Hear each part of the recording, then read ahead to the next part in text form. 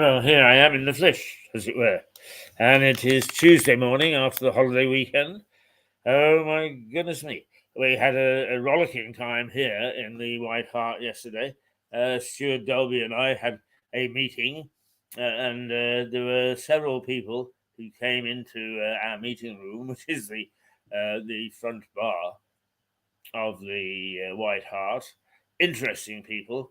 And by the time we finished, we had lots of great chat with people we'd only met that morning up until noon. And it really was time to go home. So it was a good day in many ways, a nice holiday Monday. I then promptly fell asleep at home, and I should have been doing some work. But there we go. I have to hands up and confess that I didn't do much after that. I'm a bit hooked on Frost at the moment, the police series with David Jason. So any opportunity I get, I watch Frost. And I started to watch and fell asleep in front of an episode last night. So now I'm going to have to finish it off tonight. There we are. Those are the great days of the weekend. And it was a very nice weekend too. Very pleasant weather, all in all. A bit of rain yesterday, but nothing untoward. So let's launch in this morning, shall we? With no more ado, and we'll set you straight when it comes to what's on the front pages of the news. And we kick off with the eye, and it is gloom and doom when it comes to the medical profession. The junior doctors go on strike today, and I've already had 2 appointments cancelled as a result, without a new date being given. But there are far more people in need of an urgent or emergency treatment than I. So I hope that it's not as devastating as it may appear, but I say thousands more patients than expected won't be treated due to the doctors' strike. And it's an issue that dominates many of today's front pages.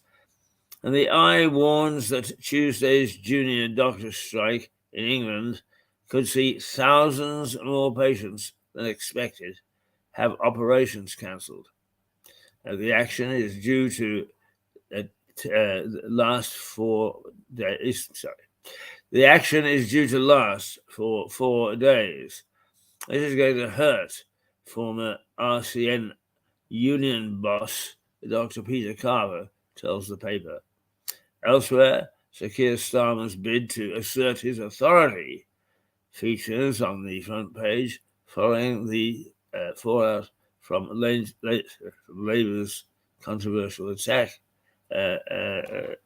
against the Tories through its advertising campaign, which really pours the scorn. And where do we? The next one for us is the Daily Express. And don't get ill, doctors' strike going to hurt, it says. And Dr. Carter's warning that the action is going to hurt leads the Daily Express coverage with the added detail that health and government officials aren't warning the public to avoid risky behavior. There's also a large image of Princes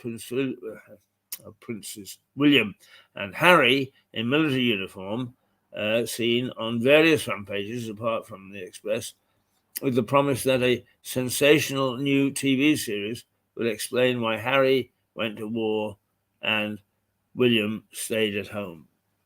Well, there we go. There we go. The Times. The NHS strike will cause a month of disruption.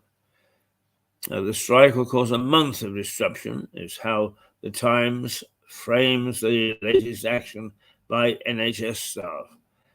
Health Secretary Steve Barclay has been accused of treating junior doctors who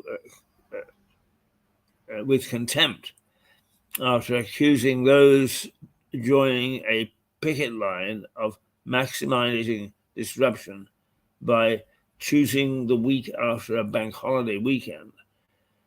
It also carries an image of US President Joe Biden celebrating Easter at the White House. He's due to arrive in Northern Ireland this evening to mark the 25th anniversary of the Good Friday Agreement. Right, you are. The Mirror. We save lives for £14 an hour. It says the truth of junior medics' poor pay is revealed as the Tories refuse to start talks. We save lives for £14 an hour, says the Daily Mirror. It's referring to as poorly paid junior doctors as any. And when I say as any, rates.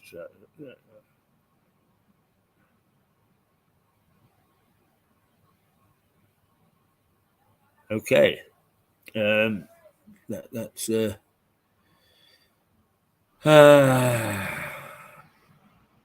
Daily Telegraph. All right.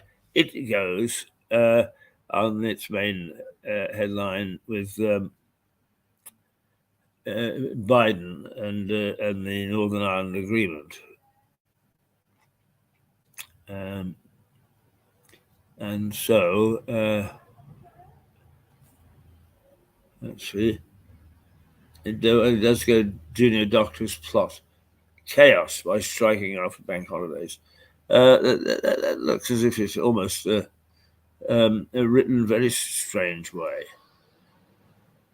And a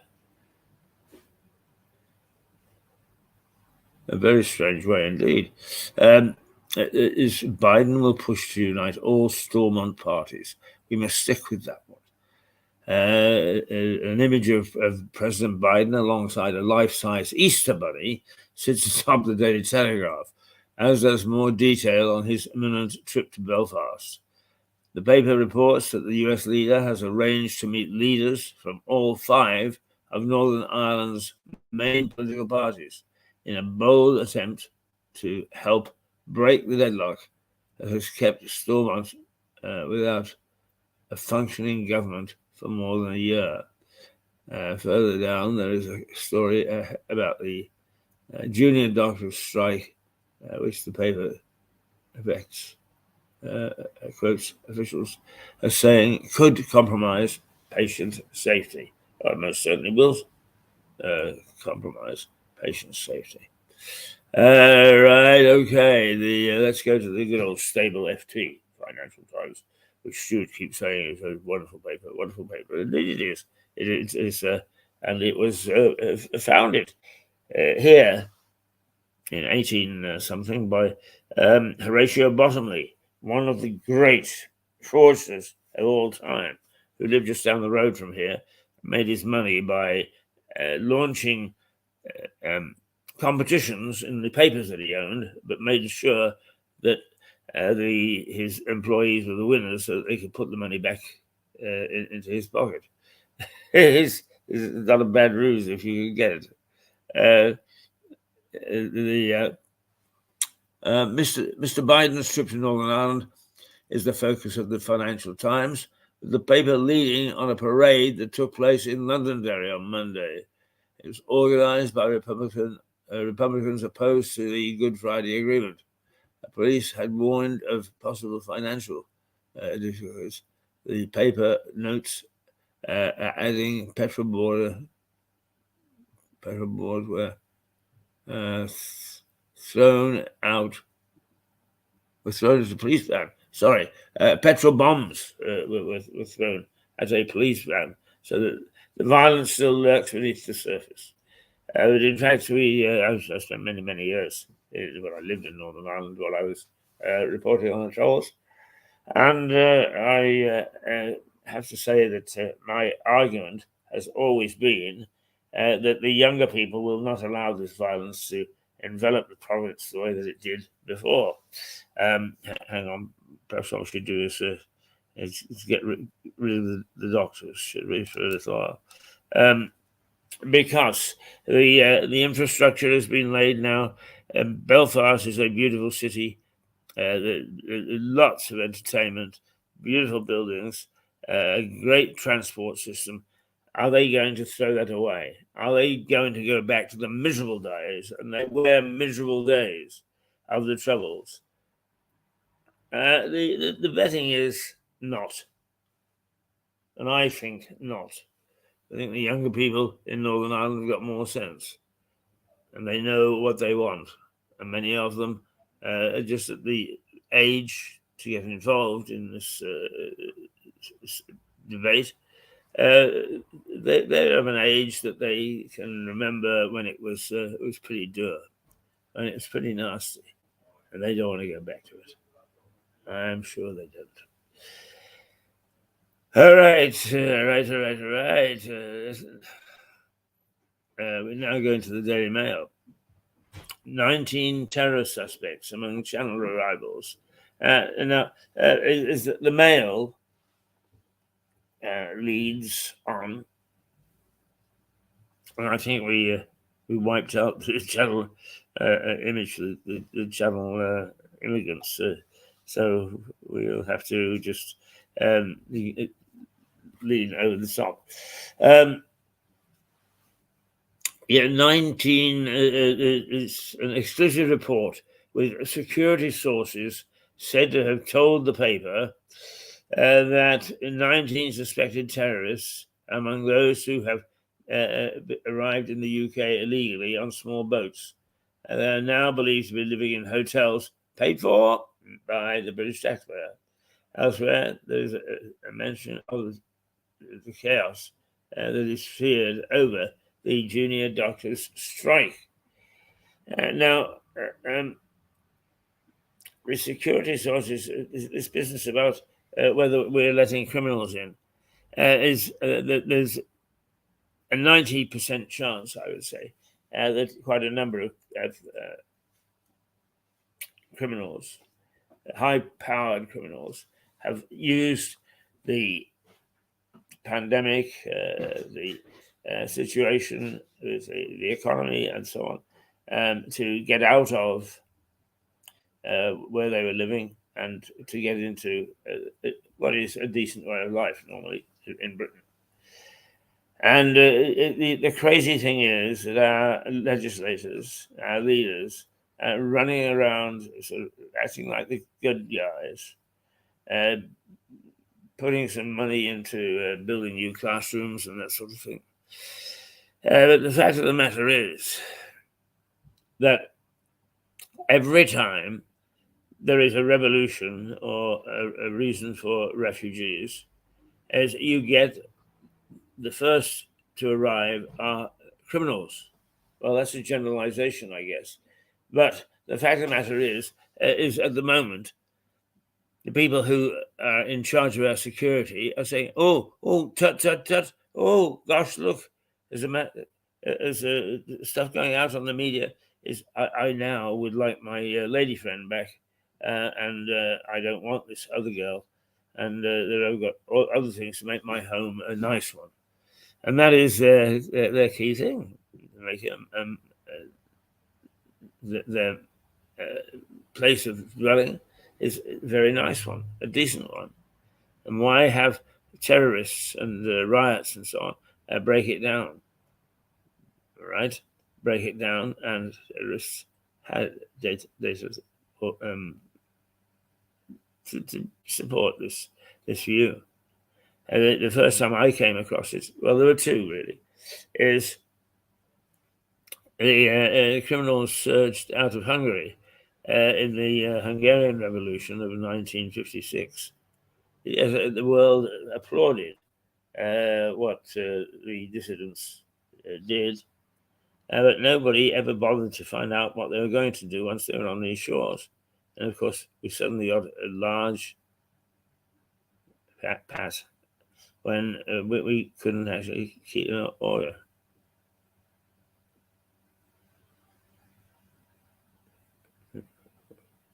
Any questions, anybody? Looking around at a blank desk. He's right. Okay. Well, that's the male's take, and I am absolutely convinced that it is right. And when they talk about we oldies, we have the experience of what happens when the West abandons its media. And as a consequence, what have we got? We've got a situation where crime is on the increase, and the crime from those people who are criminals in their own country is also on the increase. Okay, the Daily Star. And NASA missions will have own breaking bed labs to make drugs in space. The Star sometimes is difficult to interpret, and I'm having difficulty this morning, so my apologies. But "Dope Me Up, Scotty" is the headline in the Star, and the meds will save the lives of astronauts on year-long trips to the stars. Basically, what it's saying is that the astronauts can actually make their own drugs in space, subject to being monitored properly, of course. But the big worry about trying to save the lives of astronauts in space is that a lot of it turns out to be folly-all.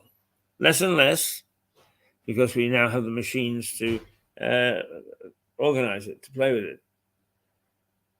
But they and we and everybody should be careful in finding out the motives of some of these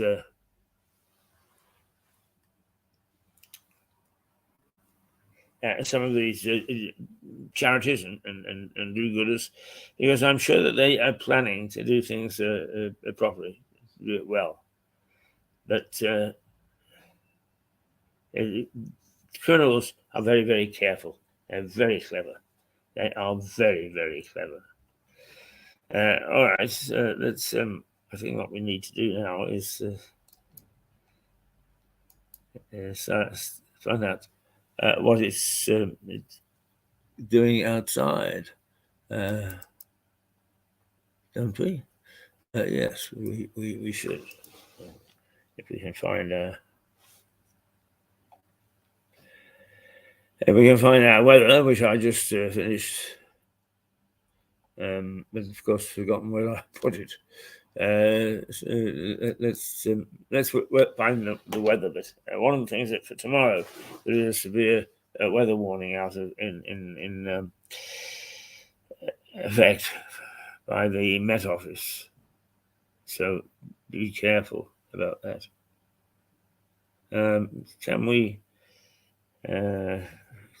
discover what the local paper news is? I think we can.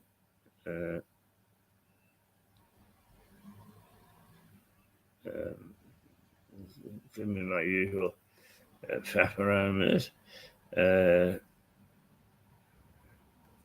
Okay.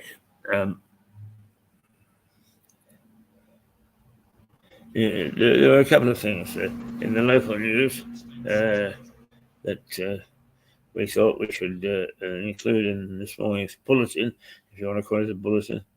Here we go. Is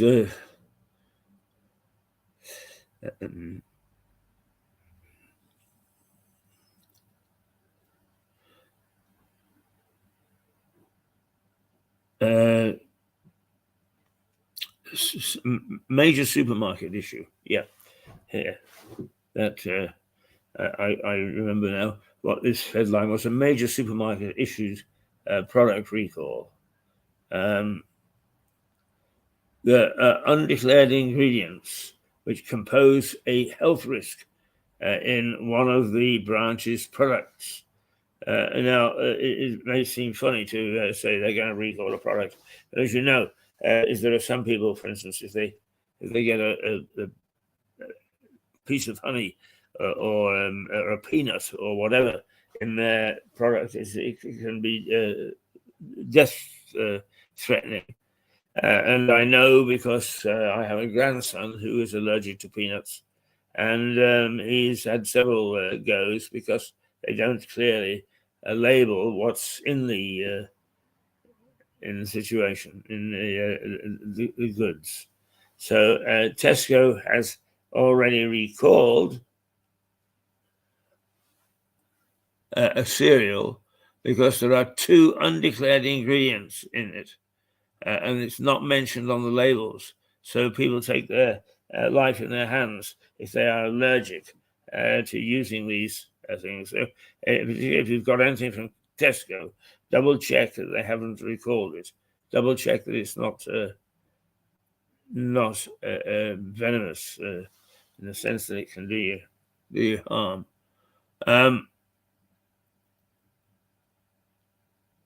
Let's see, an underrated beach.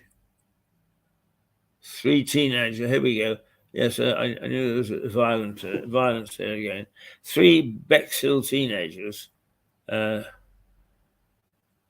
arrested after a restaurant fight in a popular area of the town. And 3 teenagers from Bexhill were arrested after a restaurant fight saw a group of youths threaten a boy. The incident, which happened at a restaurant on Devonshire Road at around 6:40 p.m., called the scene where they were diverted and were able to help with the situation. But we have to be very, very careful nowadays because with processed foods, you know what's being processed into them. And it might be difficult, he said. Right. Okay. Oh, it's 8:55. Goodness gracious me, we've talked our way through to.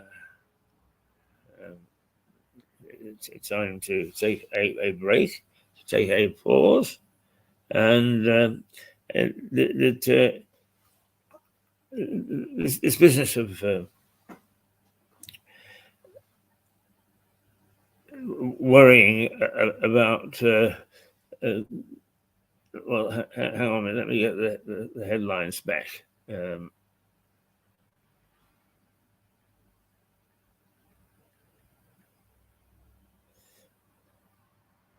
Okay.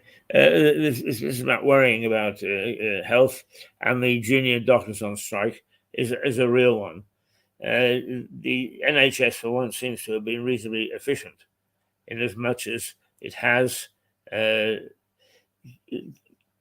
let people know that there is going to be disruption and to try hard not to panic if you haven't got your prescription or whatever.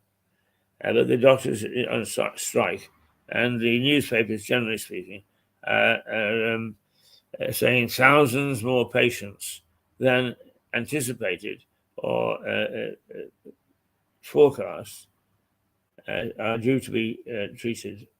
The doctors strike, and it's a sad day when we have the medical profession more or less holding to ransom, which they've always been able to do, of course, holding to ransom the issues that are up for grabs, like operations that are being cancelled left, right, and centre. As I said a little earlier, I'm one of the people who have forecast nasty things. And to be caught up in them myself because I have Parkinson's, and the medical attention is quite key. So I'll see how I fare, because it's the way I fare is probably the way a lot of other people fare. All right, it's 8:57, and we'll have another go if see whether, in fact, we can.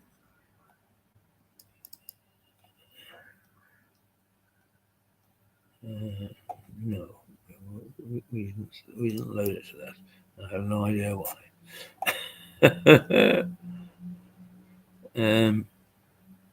Okay, so what we normally do at this time is we take a break of half an hour, and then we come back with more programs for you. And this morning we've got an interesting one because our correspondent Richard Barton is going to take a look at Charles Dawes,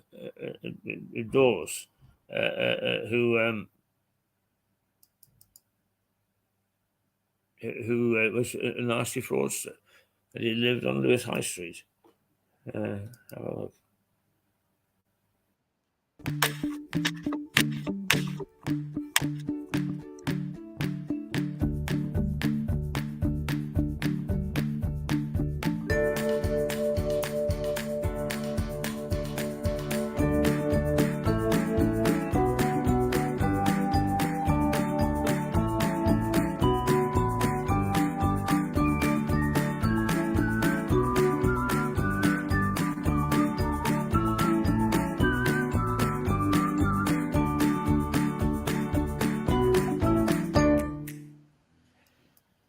And Richard will be along at 9:30 to give us a rundown on that case, and a very interesting one, I think it is. And as for the rest of it, well, here I am, is with let's see, yes, break an egg.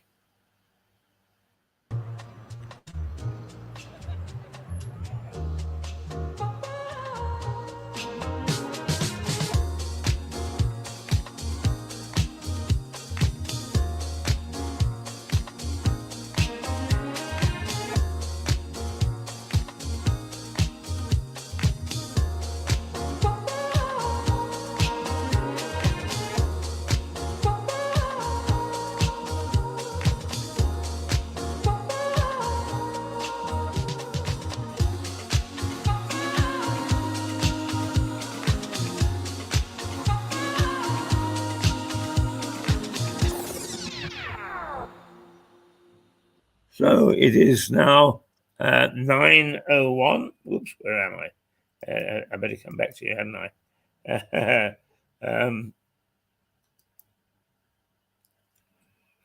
There we go. I'm there somewhere.